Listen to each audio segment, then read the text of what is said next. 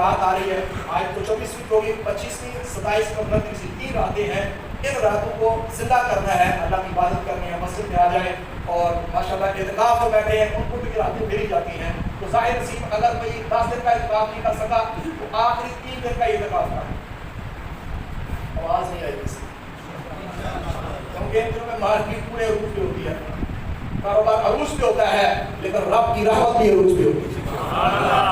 एक दुकान तू खोल के बैठा है और एक रब ने तुझे रिज़्क़ अता करता है। दुकान खोल के बैठा रहे, अगर रब ना चाहे तो एक पाई भी तू कमा नहीं सकता।